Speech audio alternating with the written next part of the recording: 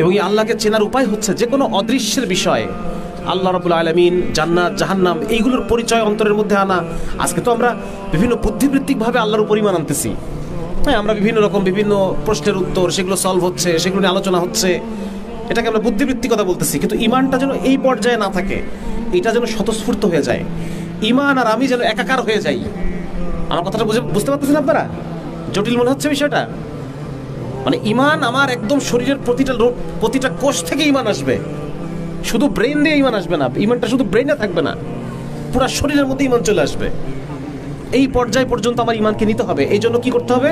বেশি বেশি অদৃশ্য যে বিষয়গুলো আছে, আল্লাহ রাব্বুল আলামিন আছেন অদৃশ্য জগতের, হ্যাঁ, তারপর হচ্ছে জান্নাত, জাহান্নাম, কবর, হাসর, মিজান, এই বিষয়গুলো নিয়ে আপনারা যত বেশি আলোচনা করবেন, মুখে আলোচনা করবেন, তত বেশি আপনার ঈমানের মধ্যে আপনি একটা কি অনুভব করবেন? আপনি আল্লাহর অস্তিত্বকে অনুভব করবেন, যে আল্লাহ উপস্থিত আছে আমার সাথে। এই ব্যাপারটাকে আমি এভাবে বোঝার চেষ্টা করি।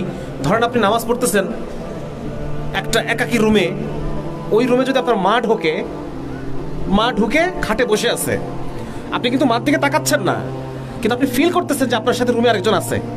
এটা অনুভব করা যায় না বিষয়টা? যে একজন রুমে ঢুকছে, সে বসে আছে রুম থেকে এখনো বের হয় নাই, আমি নামাজ পড়তেছি, সুতরাং আমি ফিল করতেছি যে আমার সাথে এই রুমে আরেকজন আছে। আল্লাহ রাব্বুল আলামিনকে ওইভাবে অনুভব করতে হবে, আমাদের প্রতি মুহূর্তে অনুভব করতে হবে যে এখন আল্লাহ মানে একটা অস্বস্তি লাগে, আমি কি যা ইচ্ছা তাই করতে পারি না তখন, ঠিক না?